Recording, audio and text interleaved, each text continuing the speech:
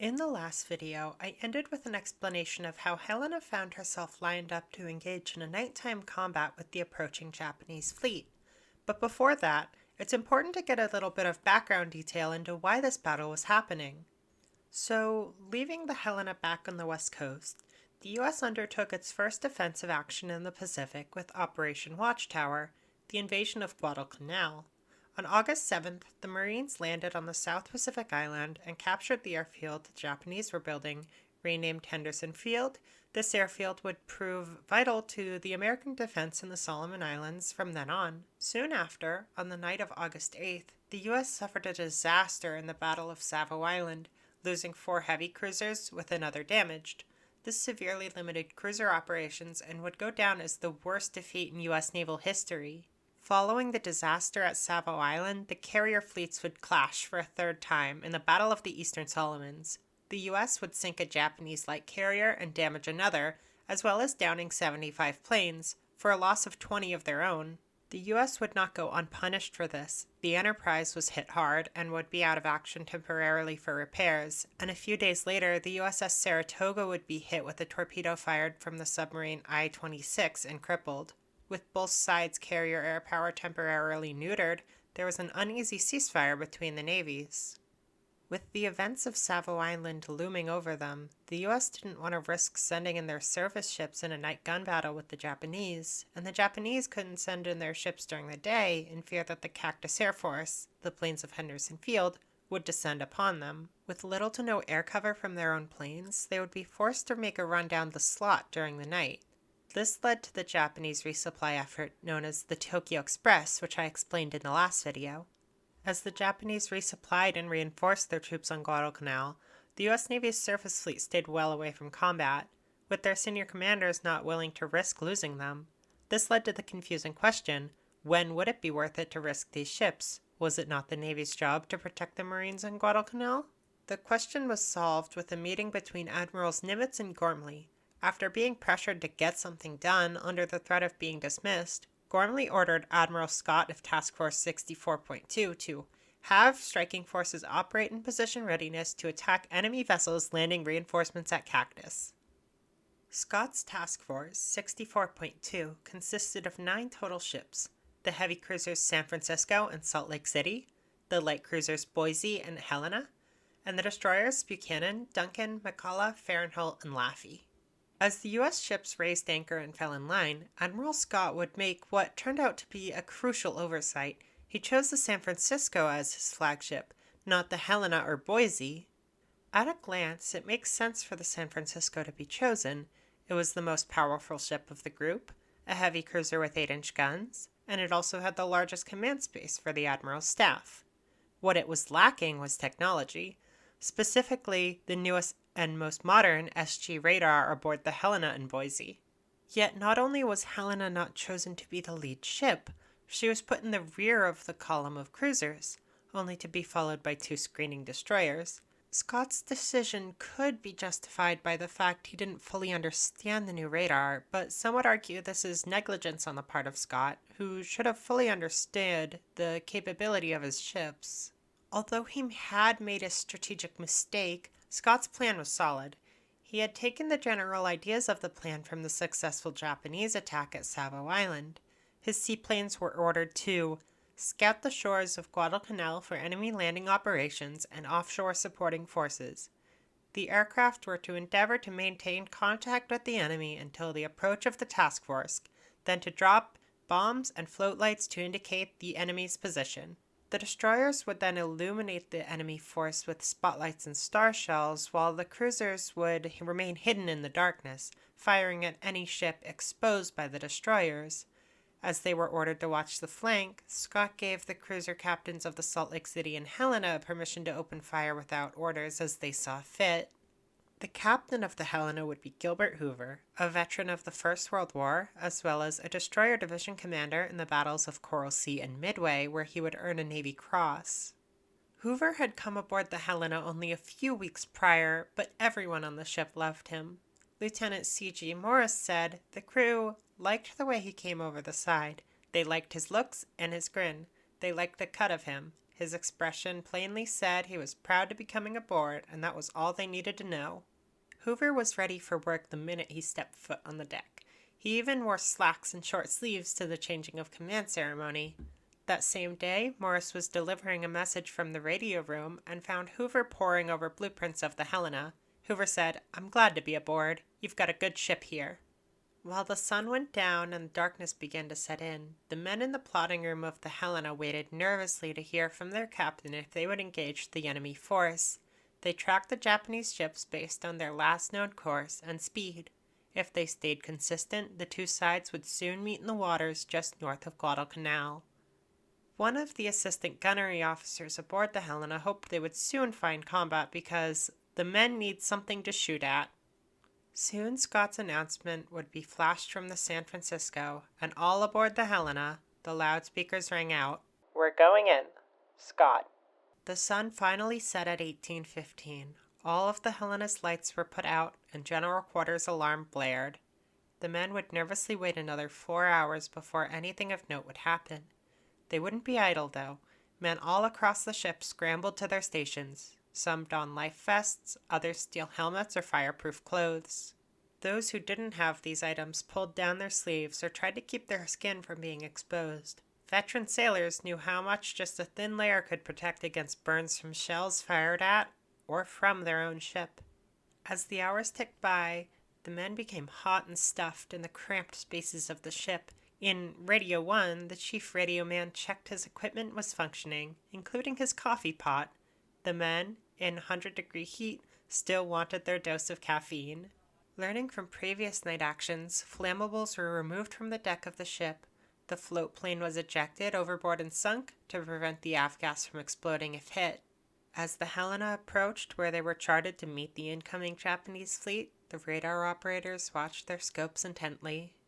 At 2200, 2 scout planes were to be launched from the heavy cruisers, but the plane on the Salt Lake City caught fire as it launched due to a faulty flare on board and was ditched in the water.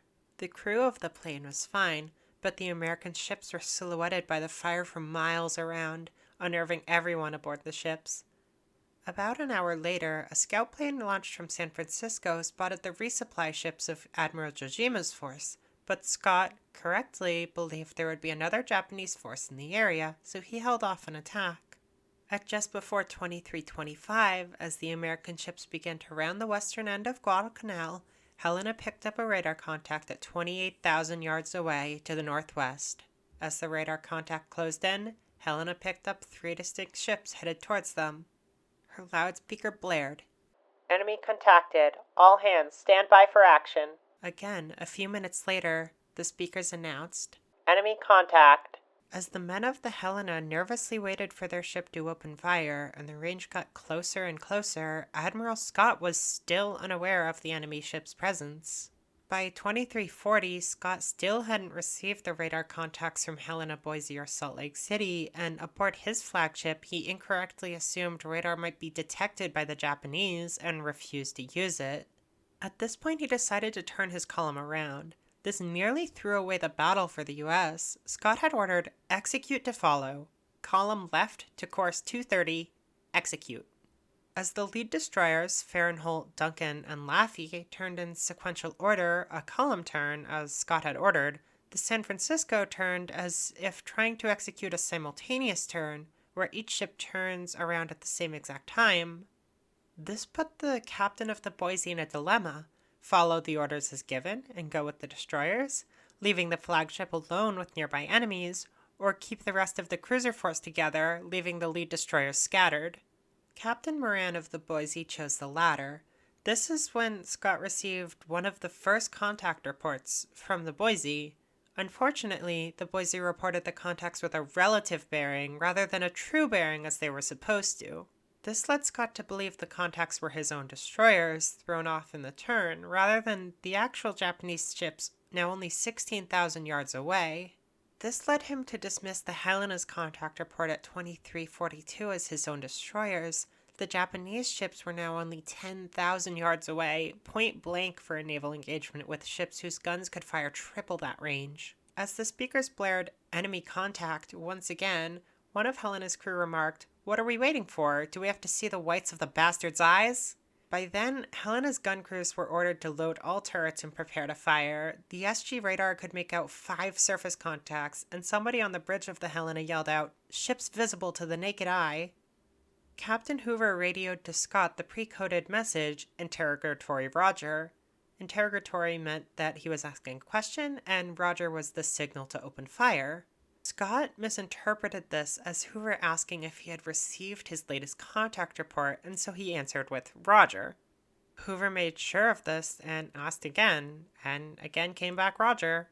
With this response, the Battle of Cape Esperance was about to begin. Over the ship's systems, Hoover announced, "Open fire," and as soon as he did, all hell broke loose. Scott's turn had accidentally placed the Helena and the rest of the American ships in a perfect crossing the T formation. This, along with the fact that the range was so close, now only 4,000 yards, led to the Helena's first salvo slamming straight into the Japanese flagship Alba. As soon as the Helena commenced firing, the rest of the American ships joined in. The Japanese Admiral Goto desperately flashed, "I am Alba," thinking the ships firing on him were the friendly resupply convoy, but he was soon hit by shrapnel from an American shell and mortally wounded. In Radio 1 aboard the Helena, Lieutenant Morris described the scene. "We were sent reeling and stumbling against the bulkhead, smothered by a snowstorm of books and papers from the tables. The clock leaped from its pedestal. Electric fans hit the desk with a metallic clatter. Not a man in the room had a breath left in him." Scott, still thinking the cruisers might be firing at friendly ships, ordered a ceasefire just 3 minutes after the shooting began, although some of the ships in formation were so confident enough in their targets that they continued to fire. Soon, though, Fahrenholt confirmed her position via a recognition signal, and Scott allowed the ships to resume fire. Thinking the Alba was sinking, over the loudspeaker came the voice of Commander Morrow, usually a quiet and serious man. Now Morrow was elated, yelling, "We've got one already." Then, "She's burning." And finally, "She's gone." Cheers erupted all over the Helena. However, Alba was not actually sinking. The combined amount of fire she took caused a thick black cloud of smoke to rise from the ship. This, combined with the ship's funnel smoke and the smoke generators being turned on, made the ship disappear into the dark, so as she turned away listening, it seemed like she was going down. Helena and the rest of the cruisers then turned their attention to the next cruiser in line, the Furitaka.